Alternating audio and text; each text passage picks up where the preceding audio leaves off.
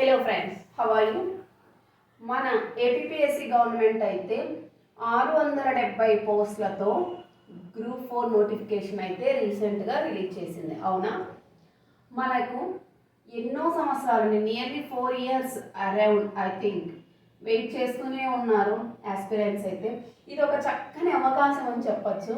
ఎందుకంటే ఇన్ని రోజులు నోటిఫికేషన్ రాలేదు అని గవర్నమెంట్ను మనము అనే బదులు ఇప్పుడు వచ్చిన నోటిఫికేషన్ని ఏ విధంగా సద్వినియోగం చేసుకోవాలి, ఎలా ప్రిపరేషన్ మనము ప్లాన్ అనేది ఏ విధంగా చదివితే మనము ఇందులో గెటాన్ అవ్వచ్చు, ఇలాంటివన్నీ అండి. చాలామంది చాలా ప్రాబ్లమ్స్తో అసలు ఏ బుక్ కొనాలి, ఏ ఏ ఫ్యాకల్టీని కన్సల్ట్ అవ్వాలి, ఏ కోచింగ్ చేరితే బాగుంటుంది, అసలు ఎన్నో క్వశ్చన్స్ మధ్య సందిగ్ధత పడుతూనే ఉన్నారు. ముందుగా అయితే మనకు అసలు పరీక్ష విధానం ఎలా ఉంటుందో తెలియాలి కదా. ఎగ్జామ్ ప్యాటర్న్ చాలామంది అన్నారండి. చాలామంది చేసే తప్పేంటో తెలుసా? అసలు సిలబస్ అనేది చూడకుండా ఎక్కడ మార్కెట్లో ఏ బుక్ దొరికితే ఆ బుక్ తీసుకోవడం, చదవడం. సపోజ్ ఇప్పుడు ఇండియన్ హిస్టరీ ఉంది, మనకు సిలబస్లో ఏమిచ్చారు? మోస్ట్లీ 1857 నుంచి జరిగిన సంఘటనలు చదివితే సరిపోతుంది. 1857 కూడా అవసరం లేదండి. 1885 జాతీయ కాంగ్రెస్ ఏర్పడినప్పటి నుంచి చదివితే చాలు. మనం అలా కాదు, అన్నారు కదా, ఏదో ఒక ఇండియన్ హిస్టరీ బుక్ తీసుకురావడం, చదవడం. అదేమో మినిమం 100 పేజీలు అయితే ఎక్కడా ఉండదు, 400 పేపర్స్ ఉంటుంది. దాన్ని చదవలేక ఈ ఉన్న తక్కువ టైం సందిగ్ధత పడుతుంటాం. మనకు ముందు కావాల్సింది ఏంటంటే సిలబస్. అవునా కదా? అసలు ఈ ఎగ్జామ్ ప్యాటర్న్ ఎలా ఉంటుంది చూద్దామా ఒకసారి. ఎగ్జామ్ ప్యాటర్న్ అయితే మనకి 3 స్టేజెస్లో ఇచ్చారండి. గ్రూప్ 4 పోస్టే కదా, ఏముంది అని తేలికగా అంచనా వేసే రోజులు అయితే వెళ్ళిపోయాయండి. ఈ చిన్న పోస్ట్ అయినా, గ్రూప్ 4 పోస్ట్ అయినా పెద్ద వాళ్ళండి, గ్రూప్ 1 ప్రిపేర్ అయ్యే వాళ్ళు చాలామందినే నాకు తెలిసినంత వరకు నా సర్కిల్లోనే చదువుతున్నారు. సో మీరైతే నెగ్లిజెన్సీ చేయకండి. ఎందుకంటే ఇప్పుడు ఒక ఆర్థిక భద్రత అనేది అవసరం. అవునా కదా? కోవిడ్ సిచ్యుయేషన్లో ఎలా ఉన్నారు అంటే ఎంతోమంది ఉన్న వాళ్ళు కూడా ఏదో అంటారు కదా, ఓడలు బండ్లు అయ్యాయి, బండ్లు ఓడలు అయ్యాయి అని. ఆ సామెత ప్రకారం చాలామంది అయితే ఆర్థిక భద్రత కోరుకుంటున్నారు. అది కూడా ఉద్యోగ భద్రత. ప్రైవేట్ కంపెనీలలో ఎంతోమంది పోస్టులు పోగొట్టుకున్నారు. జాబ్స్ అయితే పోయాయండి. They lose they jobs. అవునా కదా? So if we are in government sector అలా ఉండదు కదా, మనకైతే ఉద్యోగ భద్రత ఉంటుంది. సో ఒకసారి అయితే మనం ఎగ్జామ్ ప్యాటర్న్ చూద్దాం. నేనేమి అంత తెలిసిన దాన్ని కాదు, నాకు అంత నాలెడ్జ్ లేదు. జస్ట్ ఒక ఐడియాతో చేస్తున్నాను, ఒక ఐడియా మీకు ఇస్తున్నాను. మీరేం ఫాలో అవ్వాలి అన్నదైతే ఏమీ లేదండి. ఎందుకంటే నాకంటే తెలిసిన వాళ్ళు, నేను కూడా ఇప్పుడిప్పుడే ఎలా ఉంటుంది, నేను చేసిన మిస్టేక్స్ ఏంటి అని తెలుసుకున్నాను. తెలుసుకున్న తర్వాత అయితే చూద్దామంటే నోటిఫికేషన్ లేదనమాట. ఓకే, ఎగ్జామ్ ప్యాటర్న్ ఎలా ఉంటుందంటే మనకి 3 స్టేజెస్లో 3 స్టేజెస్లో అయితే ఎగ్జామ్ ఉండబోతుంది. ఫస్ట్ స్టేజ్లో అయితే ప్రిలిమ్స్, సెకండ్ స్టేజ్లో అయితే మెయిన్స్, థర్డ్ అయితే సిపిటి. ఇదైతే మనకు కొత్తగా ఉంది. నెక్స్ట్ ఈ ప్రిలిమ్స్ ఎలా ఉండబోతుందంటే ఆఫ్లైన్, ఇది వచ్చేసి మెయిన్స్ ఆన్లైన్. ఎందుకు అంటే ఇక్కడ ఫిల్టర్ చేస్తున్నారు. ఆఫ్టర్ ఫిల్టరింగ్ ఆన్లైన్ కండక్ట్ చేస్తారు. ఈ ఆన్లైన్ ఎగ్జామ్లో మెరిట్ సాధించిన వాళ్ళకి ఈ ఎగ్జామ్ అయితే ఉండబోతుంది అనమాట. ఇది కూడా ఎలా ఉంటుంది ఆఫ్లైన్ అంటే ఇంకా మీకు అందరికీ ఐడియా వచ్చేసి ఉంటుంది, ఓఎంఆర్ విధానంలో అని. ఇక ప్రిలిమ్స్ మార్క్స్ విషయానికి వస్తే మీకు అందరికీ తెలుసండి, ఏదో జస్ట్ బ్రీఫ్ ఇంట్రడక్షన్ ఇస్తున్నా అంతే. ప్రిలిమ్స్ మార్క్స్ విషయానికి వస్తే 100 మార్క్స్ ప్లస్ 50 మార్క్స్. నేను ఎందుకు ఇలా డివైడ్ చేస్తున్నాను అంటే యాక్చువల్గా అయితే మనకు 150 మార్క్స్. ఈ 150 మార్క్స్ అగైన్ 2 టాపిక్స్గా అయితే డివైడ్ అయిందండి మనకి. అదేంటి అంటే జిఎస్ పేపర్ ఫస్ట్ వన్ ఇది వచ్చేసి 100 మార్క్స్కి. Next Telugu plus English general Telugu అంటాం కదా, ఇది వచ్చేసి 50 మార్క్స్. దెన్ ఇది కూడా మళ్ళీ 25 marks for Telugu, 25 marks for English. సి మనకి ఇది వచ్చేసి తెలుగు ఇంగ్లీష్ ఏ బేస్డ్ ఉంటుందంటే 10th క్లాస్ బేస్డ్ అన్నారు. ఎస్ఎస్సి స్టాండర్డ్ లెవెల్లో బిట్స్ ఇస్తారంట. అంటే మనకి లెసన్స్ అయితే చదవాల్సిన పని లేదండి. ఈ సిలబస్ అయితే ఇప్పుడు కొత్తగా పెట్టారు కాబట్టి ఒకటైతే నేను ఏ విధంగా ఉండబోతుందని అయితే దీని తర్వాత చూద్దాం. నెక్స్ట్ మనకి ఎప్పుడైనా అండి జిఎస్ అంటేనే డిగ్రీ స్టాండర్డ్లో చదవాలి అంతే. ఇంకా 10th లోపల చదువుతాను, ఇంటర్మీడియట్ నో వే. డిగ్రీ స్టాండర్డ్లో చదివితే తప్ప మనమైతే ఇక్కడ గెటాన్ కాలేము. ఇంకొకటి ఏంటి, నెగటివ్ మార్క్స్ ఉంది. Be careful. దేనికోసం అయితే మన వాళ్ళందరూ ఆస్పిరెంట్స్ ఉద్యమాలు చేశారు, ఇది వద్దు అని ఎన్నో ఫైట్స్ చేశారు. బట్ మళ్ళీ యాజ్ ఇట్ ఈజ్ రిపీటెడ్గా అయితే నెగటివ్ మార్క్స్ ఉంది. అందరికీ ఐడియానే ఉంటుంది నెగటివ్ మార్క్స్ అంటే 3 తప్పులకి ఒక కరెక్ట్ ఆన్సర్ అయితే వెళ్ళిపోతుంది. కాబట్టి జాగ్రత్తగా మనమైతే క్వశ్చన్ అనేది చూసి 1కి 3 సార్లు ఆలోచించి ఆన్సర్ పెట్టాల్సిన సమయం అయితే ఉందండి, పెట్టాల్సిన అవసరం అయితే ఇక్కడ ఉంది. ఇక ఇది వచ్చేసి 150 మార్క్స్కి అయితే ఇది వచ్చేసి 300 మార్క్స్ అండి. సేమ్ సిలబస్ అండి, ప్రిలిమ్స్కి మెయిన్స్కి సేమ్ సిలబస్. ఇక 300 మార్క్స్ అంటే మీకు ఒక ఐడియా వచ్చేసి ఉంటుంది. 150 marks for general studies, 150 for Telugu plus English. అసలు సింపుల్గా జిఎస్ అంటే ఎంత ఉంటుందంటే ఇది ఒక సముద్రం. చెప్పాలి అంటే జిఎస్ పేపర్ సముద్రం. ఇక తెలుగు ఇంగ్లీష్ సేమ్ అన్నారు కదా, మనము 5th క్లాస్ నుంచి 10th వరకు ఉన్న టెక్స్ట్ బుక్స్ దగ్గర పెట్టుకొని చదివితే చాలండి. మేబీ 10th వరకు అని నేను కూడా చెప్పలేము ఎక్కడి నుంచి క్వశ్చన్స్ వస్తాయో ఎక్కడి నుంచి కూడా.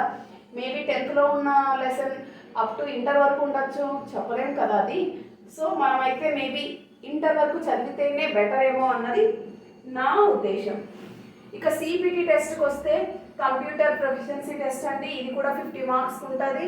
ఇక్కడ చూడండి, ఓసీ వాళ్ళకైతే ఓపెన్ కేటగిరీ వాళ్ళకైతే 20 మార్క్స్ క్వాలిఫైయింగ్ మార్క్స్ రావాలి 50 మార్క్స్కి. ఎస్సీ ఎస్టీ పిహెచ్ పర్సన్స్ ఉంటారు కదా, వీళ్ళకైతే అసలు చాలా అండి. ఇదైతే నిజంగా ఎలా ఉందంటే ఒక గ్రూప్ 1 లెవెల్లో అయితే ఉంది. ఎగ్జామ్ ప్రిలిమ్స్ రావాలి, మెయిన్స్ క్వాలిఫై అవ్వాలి, మెయిన్స్ క్వాలిఫై అయిన తర్వాత 1:2 రేషియోలో అయితే మనకి జాబ్కి పిలుస్తారు. అప్పుడు కూడా ఈ కంప్యూటర్ టెస్ట్లో అయితే మనం పాస్ అయి ఉండాలి. ఇవి 2 ప్రిలిమ్స్ మెయిన్స్ సాధించి ఇక్కడ క్వాలిఫైయింగ్ మార్క్స్ రాకపోతే నో జాబ్. ఇక బీసీ వాళ్ళు ఉంటారు కదా, వాళ్ళకైతే 17.5 మార్క్స్ రావాలి. ఎంతకు 50 మార్క్స్తో. ఈ 50 marks MS word, MS Excel, ఇలా మనకు ఒక ఐడియా. మోస్ట్లీ ఇప్పట్లో ఇవి బేసిక్స్ తెలియని వాళ్ళైతే లేరండి. బట్ ఇప్పటి నుంచి మనం తరచుగా అయితే ప్రాక్టీస్ చేస్తే అప్పటికైతే ఈజీగా మనము బయటపడవచ్చు అనమాట. డేటాబేస్ ఇలాంటి పవర్ పాయింట్ ఈ విధంగా అయితే ఉంటాయి. మేబీ 10 మార్క్స్ కొన్ని, ఒక 15 మార్క్స్ కొన్ని అరౌండ్ అలాగైతే ఉన్నాయి. 50 మార్క్స్ అండి. సో మనమైతే కాస్తంత జాగ్రత్త పట్టి చదివితేనే మనమైతే జాబ్ అయితే సాధించగలమండి. ఎందుకంటే నిరీక్షణ చేసాము, నిరీక్షణ ఇన్ని రోజుల నిరీక్షణ తర్వాత మనకి నోటిఫికేషన్ వచ్చింది. సో దీన్నైతే మనము సాధించుకోవాలి. 670 పోస్ట్లో మనకు కావాల్సింది ఏంటండి, ఒక్క పోస్ట్ కదా, అంతేనా కాదా? ఎన్నన్నా ఉండని పోస్టులతో మనకు సంబంధం లేదు. ఎలా చదవాలి అంటే మొదటి 20 పోస్టులలో నాది అని చదివితే కానీ ఇప్పుడున్న కాంపిటీషన్లో మనమైతే నెగ్గుకు రాలేమండి. ఒకసారి సిలబస్ చూద్దాం. నాకు తెలిసి సిలబస్ కూడా అందరికీ ఐడియా ఉంటుంది. సిలబస్ చూస్తే అండి మనం పేపర్ 1 పేపర్ 2గా డివైడ్ చేసుకుంటే పేపర్ 1లో GS current affairs first part వచ్చేసి ఫస్ట్ వన్ కరెంట్ అఫైర్స్. ఈ కరెంట్ అఫైర్స్ అనేది మనకి ఎక్కడి నుంచి అడుగుతారో తెలియని, అంటే మనం నిజంగా చెప్పాలంటే ఇది స్టేట్ లెవెల్లో అయినా అడగచ్చు, నేషనల్ లెవెల్, ఇంటర్నేషనల్ లెవెల్. మనకు ప్రస్తుతము ముడిపడి ఉన్న అంశాలైతే ఇక్కడ అడుగుతారు. వర్తమాన సంఘటనలు అంటారు కదండి, ప్రజెంట్ ఏం జరుగుతుంది. సపోజ్ కోవిడ్ ఇప్పుడు ఉంది, అది ఎక్కడ, అసలు ఎన్ని కేసెస్, ఇలా దీని గురించి అడగచ్చు. లేదా మన దేశం ఇతర దేశాలతో చేసుకున్న దౌత్య ఒప్పందాలు ఇలా ఉంటాయి కదా. అందులో మన నరేంద్ర మోడీ గారు ప్రైమ్ మినిస్టర్ అయిన తర్వాత అన్ని దేశాలతో అయితే సత్సంబంధాలు అయితే మెయింటైన్ చేస్తున్నారండి. ఇక సత్సంబంధాలతో పాటు మనకి పాకిస్తాన్, బంగ్లాదేశ్, చైనాలతో కొన్ని విభేదాలు ఉన్నాయి, అవి కూడా అండి అలా కూడా మనము డిస్కస్ చేసుకోవాల్సి వస్తుంది. Next GS. మనకు జిఎస్ అంటే సింపుల్గా జనరల్ సైన్స్ అంటున్నాం, బట్ ఈ జనరల్ సైన్స్లో ఎన్ని ఉన్నాయి చూడండి. సబ్ టాపిక్స్ అయితే biology, chemistry, physics, science and technology. ఇక దీనికైతే మనం ప్రాధాన్యత ఇస్తూ చదవాల్సి వస్తుంది. ఇప్పుడు సైన్స్ అండ్ టెక్నాలజీ అంటే మన ఇండియా నిజంగా 2వ దేశం అండి. సైన్స్ అండ్ టెక్నాలజీ యూజ్ చేస్తున్న దేశాలలో మనం టెక్నాలజీ యూజ్ చేస్తున్న అతిపెద్ద దేశాల స్థానంలో 2వ పెద్ద దేశంగా రాబోతుంది. నెక్స్ట్ మోడర్న్ ఇండియన్ హిస్టరీ అండి. ఇక కెమిస్ట్రీ, ఫిజిక్స్, బయాలజీ గురించి మరీ అంత చెప్పాల్సిన అవసరం లేదు. బయాలజీలో మోస్ట్లీ విటమిన్స్ గురించి అలా జస్ట్ ఫర్ ఎగ్జాంపుల్ చెప్తున్నాను, అలా రావచ్చు. ఇక్కడ కూడా ఇప్పుడు మనకు ఆక్సిజన్ పరమాణు సంఖ్య ఎంత, ఇలా ఫిజిక్స్, క్వాంటము, ఇలా ఎవరెవరు ఏం కనుక్కున్నారు, ఆథర్స్ అలా ఉంటుంది, ఇన్వెంటర్స్. మోస్ట్లీ ఇవి పెద్దగా ఈ మధ్య కాలంలో అయితే బిట్స్ రాలేదు, మేబీ చెప్పలేమండి. వచ్చిన మన జాగ్రత్తల్లో అయితే మనమైతే చదువుకొని అయితే ఉండాలి. నెక్స్ట్ మోడర్న్ ఇండియన్ హిస్టరీ విషయానికి వస్తేనండి, ఇక ఏపీ హిస్టరీతో అనుసంధానం చేస్తూ మనం మోడర్న్ ఇండియన్ హిస్టరీ అయితే చదవాలి. ఈ మోడర్న్ ఇండియన్ హిస్టరీ కూడా నియర్లీ 1885 నుంచి చదివితే చాలని నేను ఇందాక కూడా చెప్పాను మీకు. మరి హంగామా పడి అంతగా అవసరమైతే లేదండి. లేదు మేము ఇంకా కాస్త చదువుతాము అంటే 1857 సిపాయి తిరుగుబాటు నుంచి చదివితే సరిపోతుంది. ఎందుకంటే ఇది మనకు ప్రథమ స్వాతంత్ర పోరాటంగా మనం చెప్తామన్నమాట, సిపాయిల తిరుగుబాటుని. నెక్స్ట్ పాలిటీ విషయానికి వస్తే ఈ పాలిటీ విషయం కూడా అంతే అండి. ఏపీ మన ప్రస్తుత ఆంధ్రప్రదేశ్ ప్రభుత్వాన్ని అనుసంధానం చేస్తూ ఏమేమి గవర్నెన్స్ పాలన ఎలా ఉంది, పథకాలు ఇలా ఉంటాయి కదా కొన్ని. ఈ గవర్నెన్స్ కూడా ఇంపార్టెంట్ అండి. మనం ఒక సబ్ టాపిక్గా చదువుతున్నాం కానీ 12th టాపిక్లో అలా తీసుకొని, బట్ దీని కిందకే వస్తుంది అనమాట, పాలిటీ కిందకే. అసలు ఈ ప్రతిదీ ఈ జగన్ గవర్నమెంట్ వచ్చాక అన్నీ ఆన్లైన్ ఉంది కదా, బయోమెట్రిక్ లాగా, అలా ఏ విధంగా ఉంది ఈ గవర్నెన్స్ అనేది కూడా మనమైతే ఒకసారి చదువుకోవాలి. ఎకానమీ అండి, ప్రజెంట్ ఎకానమీ అయితే చదువుకోవాల్సి వస్తుంది, చాలా ఇంపార్టెంట్. ఆ ఎకానమీ కూడా మనకి ఏపీ ఎకానమీ ప్రతిదీ అండి, జాగ్రఫీ అయినా హిస్టరీ అయినా ఈ 4 అయితే మనము ఏపీని బేస్ చేసుకుంటూ చదువుకోవాల్సి వస్తుంది.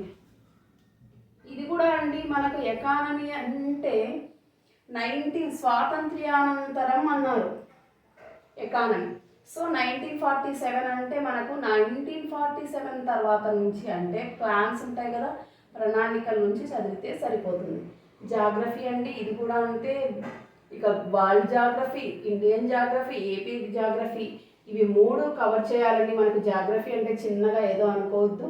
ఈ జాగ్రఫీ మనం బాగా చదివితే ఎకానమీ రిలేటెడ్ కూడా ఉంటాయి అన్నమాట 2.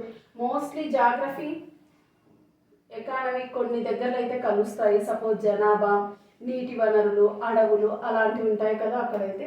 Next disaster management, sustainable development, ఇవైతే చిన్న చిన్న టాపిక్స్, బట్ ఇవి కూడా ఈ ప్రస్తుత కాలంలో అయితే చాలా ఇంపార్టెంట్ ఉన్నవైతే నిజంగా అండి ఈ disaster management, sustainable development.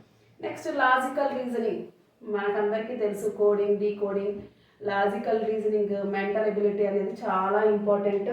Marks కూడా ఎక్కువ వచ్చే ఛాన్సెస్ ఉన్నాయి. ఏపీ బైఫర్గేషన్ ఉంది కదా, మన ఆంధ్రప్రదేశ్ బైఫర్గేషన్, మనకు ఏ విధంగా ఏ రేషియోలో అయితే మనకు ఉద్యోగాల పంపిణీ జరిగింది, ఆస్తుల పంపకం జరిగింది, ఇవన్నీ అండి. నెక్స్ట్ డేటా అనాలసిస్, మనకి ఇదే రీజనింగ్తో పాటు డేటా అనాలసిస్ కూడా ఇంపార్టెంట్. నెక్స్ట్ గవర్నెన్స్ ఇందాక మనము చర్చించుకున్నాం కదా. ఇక మెయిన్ ఇంపార్టెంట్ విషయానికి వస్తే గవర్నెన్స్ బాగా మనమైతే చదువుకోవాల్సి వస్తుందండి.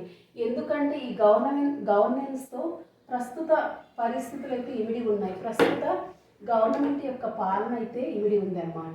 నెక్స్ట్ పేపర్ 2 విషయానికి వస్తే పేపర్ 2ని 2 భాగాలుగా విభజించారు. ఇంగ్లీష్, తెలుగు. స్క్రీనింగ్లో అయితే 25 మార్క్స్, మెయిన్స్లో అయితే 75 మార్క్స్. ఇంగ్లీష్ కాంప్రహెన్షన్ అనేది ఫస్ట్గా తీసుకున్నారు. Idioms, vocabulary, punctuation, rearrangement of sentences, grammar సింపుల్గా వదిలేశాడు, జస్ట్ గ్రామర్ అని. ఈ గ్రామర్లో ఎన్ని చదవాల్సి వస్తుందండి, అసలు గ్రామర్ కూడా సముద్రమే చెప్పాలంటే. ఏంటి tenses, parts of speech, voice, direct indirect speech, ఎన్ని ఉన్నాయి మనకు ఈ గ్రామర్ అనే దాంట్లో. సో ఇవన్నీ అయితే మనము జాగ్రత్తగా చదవాల్సిన అవసరం అయితే ఉంది. నెక్స్ట్ అండి, తెలుగు విషయానికి వస్తే పర్యాయ పదాలు. మోస్ట్లీ తెలుగును ఇంట్రడ్యూస్ చేసిన నోటిఫికేషన్ కూడా గ్రూప్ 4 అని చెప్పొచ్చు.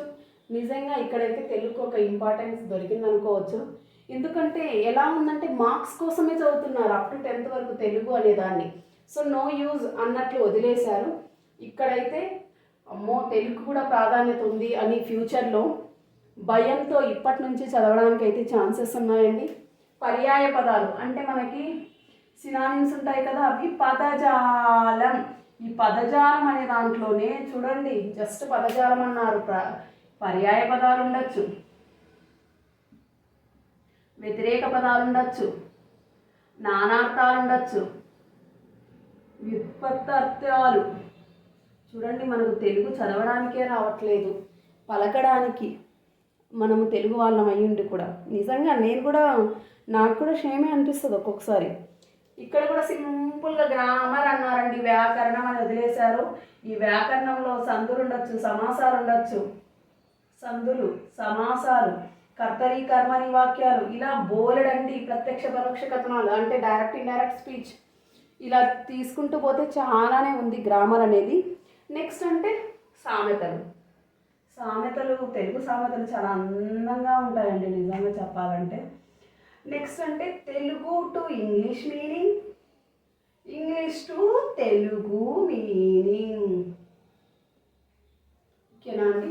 ఒక సబ్జెక్ట్ మీద మనం పట్టు తెచ్చుకోవాలంటే సిలబస్ అనేది చాలా ఇంపార్టెంట్ అన్నమాట. అవునా కదా, నిజంగా అండి. ఈ సిలబస్ కాపీ అయితే దగ్గర పెట్టుకొని ఉండాలి. మనము కావాలంటే ఒక ప్రింట్అవుట్ తెచ్చుకొని మనం ఒక వాల్ని అతికించేసుకొని అప్పుడప్పుడు దాన్ని అయితే సిలబస్ చూస్తే నియర్లీ ఒక సిలబస్ మీద ఒక పట్టు, ఒక ఐడియా అనేది ఉంటే మనకు ఈజీగా ఒక 15 మార్క్స్ వచ్చినట్లే అండి. అలాగే కరెంట్ అఫైర్స్ అనేది కూడా బాగా అంటే ఇంపార్టెంట్. ఇక్కడ కరెంట్ అఫైర్స్ని కూడా మనం మిగతా సబ్జెక్ట్స్తో అనుసంధానం చేస్తూ చదివితే ఈజీగా ఉంటుంది మనకు. అందుకే పేపర్ రీడింగ్ అనేది ప్రతిరోజు అట్లీస్ట్ ఒక 1/2 అవర్ అయితే పేపర్ రీడింగ్ పెట్టుకోవాలండి మనము.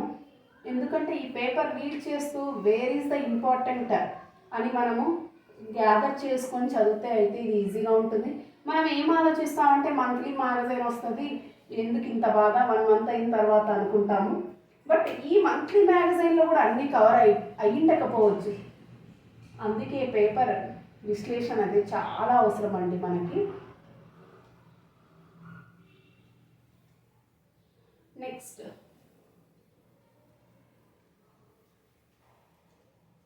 ఇంకా మిగతా సబ్జెక్ట్స్ విషయానికి వస్తే మనము ప్రతిరోజు ఇన్ని అవర్స్ అని వేసుకొని చదివితే కానీ గెటాన్ అవ్వలేమండి. అవునా కదా. జస్ట్ సింపుల్గా ఏదో పాలిటీ అన్నారు, పాలిటీ అంటే ఎక్కడి నుంచి ఎక్కడి వరకు అండి. మనకి ఈస్ట్ ఇండియా కంపెనీ ముందు నుంచి ఇక ఇప్పటి వరకు చెప్పాలంటే పాలిటీ కిందికే వస్తాయి. అమెండ్మెంట్స్, యాక్ట్స్, అసలు లాస్, కాన్స్టిట్యూషన్ అన్నదే చాలా పెద్ద చాప్టర్ మనకు చెప్పాలంటే. Next fundamental rights, fundamental duties, అసలు ఎన్నో ఉన్నాయండి చెప్పాలంటే, ఒకటి కాదు. మనం ఇలా చెప్పుకుంటూ పోతేనే ఎన్ని సబ్ టాపిక్స్ వస్తున్నాయి. ఇంకా చదివితే ఎన్ని అవుతాయో కదా నిజంగా. సో మనమైతే ప్రతి సబ్జెక్ట్కి ఇంపార్టెంట్ నోట్స్ రాసుకొని మన దగ్గర అయితే ఉంచుకోవాల్సిన అవసరం ఎంతైనా ఉందన్నమాట. మనం ఈ ఇంపార్టెంట్ నోట్స్ చూస్తూనే మనకు ఆ మొత్తం చాప్టర్ అనేది మన కళ్ళ ముందు కనిపించాలి. ఆ విధంగా రివిజన్ చేస్తూనే ఉండాలి. మనకు రివిజన్ అనేది చాలా ఇంపార్టెంట్ అండి. రివిజన్, పునశ్చరణ. ఈ పునశ్చరణ లేకనే చాలామంది డీలా పడ్డారు, ఎగ్జామ్లో వెనుదిరిగి వచ్చారన్నమాట. మనం చదువుతున్నామండి, రిపీట్. మనం చిన్న చాప్టర్ చదవాలి, ఒక చిన్న చాప్టర్ చదవండి, ఆ చాప్టర్ని రిపీట్ చేయాలి. నియర్లీ 3 or 4 టైమ్స్ చేస్తే కానీ మనం గెట్ ఆన్ అవ్వలేము. ఆ రిపిటేషన్తో పాటు, ఈ రివిజనరీతో పాటు మనము క్వశ్చన్ పేపర్స్ బాగా చేయాలండి. ఎన్ని చేయగలిగితే అన్ని. మనం ప్రాక్టీస్ పేపర్స్ చేస్తూనే ఉండాలి. ప్రాక్టీస్. అందుకే కదా practice makes a man perfect అంటారు. ఈ విధంగా అండి. ఇక ఇప్పుడు ఈ విషయానికి వస్తే, నేను ఎందుకు ఈరోజు మీ ముందుకు ఇలా వచ్చానంటే, నేను త్వరలో యాక్చువల్గా నాకైతే ఒక ఛానల్ ఉంది, Pranavika sisters all in one channel. ఇదైతే మనకి అంటే ఫ్యాషన్కి సంబంధించిందండి, ట్రెండీ. ఇందులో అయితే నేను ఈ వంటలు, శారీస్, జ్యువెలరీ అయితే పోస్ట్ చేస్తున్నాను. బట్ ఇది కాకుండా నెక్స్ట్ అండి ఇంకొక ఛానల్ అయితే పెట్టాలనుకుంటున్నాను. ఎందుకంటే నేను ఎవరికో నేర్పించాలి, మీ అందరికంటే గొప్ప అని కాదండి. నేను చదువుతూ మీతో కలిసి చదువుకుందామని. అంటే పార్ట్నర్షిప్ అనేది ఈ స్టడీలో చాలా ఇంపార్టెంట్ అండి. ఇక ఛానల్ నేమ్ వచ్చేసి నేనైతే లర్న్ విత్ ప్రదీప్తి అని పెట్టబోతున్నాను. Learn with Pradeepthi. అట్లీస్ట్ మనము రోజుకి 1 hour చదివినా చాలా అనిపిస్తుందండి. ఒక్కొక్కసారి 1 hour ఏదైనా ఒక సెషన్ తీసుకొని క్లాసెస్ చెప్పుకున్నా మనకి యూజ్ఫుల్ అవుతుంది. ఇక మొదటగా అయితే నేను తెలుగు చెప్పాలనుకుంటున్నాను. ఎందుకంటే యాజ్ ఏ తెలుగు టీచర్గా నాకైతే ఎక్స్పీరియన్స్ ఉంది తెలుగులో. సో చూద్దాం, తెలుగులో ఫస్ట్ ఏ టాపిక్ చెప్పాలో అని కూడా అనుకుంటున్నాను. పర్యాయ పదాలు తీసుకుందామా? Easy topic. పర్యాయ పదాలు అయితే చూద్దాం. అసలు పర్యాయ పదాలు అన్నది మనకు సపోజ్ చాలామందికి తెలిసే ఉంటుందండి. ధరణి అంటే భూమి, పుడమి, నేల ఇలా ఉంటుంది కదా, ఇలా. సో మనము వొకాబులరీ అండి, పదజాలం అనేది చాలా ఇంపార్టెంట్ అండి తెలుగుకు. సందులు, 2 పదాల కలయికను సంధి అంటాం. పూర్వ పరస్పరాలను 2 కలిస్తే దాన్ని సంధి అంటాం. ఆ సంధి కూడా ఎలా ఉంటుంది? తెలుగు సందులు ఉంటాయి, సంస్కృత సందులు ఉంటాయి, అవునా? ఆగమ సందులు, ఇలా సందులు కూడా డిఫరెన్స్ అయితే ఉంటాయండి. ఇక తెలుగు సందులు అయితే అత్వసంధి, ఇత్వసంధి, ఉత్వసంధి, సవర్ణ దీర్ఘ సంధి, ఇవన్నీ అయితే సంస్కృత సందులు అంటారు అనమాట. ఆ ఈ ఊరుల ఖర్చులు పరంబైనప్పుడు క్రమంగా సంధి ఏకాదేశమగును.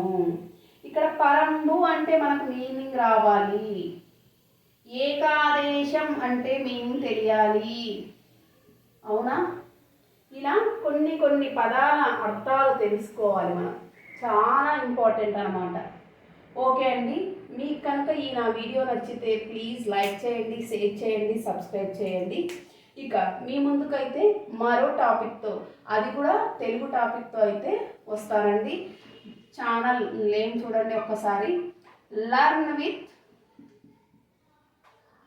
ప్రదీప్తి, PRADEEPTI. ఇక్కడే మనం పోస్ట్ చేయొచ్చండి. ఇక్కడ నేను పోస్ట్ చేసేదంతా జ్యువెలరీ ఇలా. అవి మన చదువుకున్న వాళ్ళకి ఆటంకం రాకూడదు కదా, మనకి ఇవి అవసరం కూడా లేదు. ఓకే అండి, థ్యాంక్ యూ.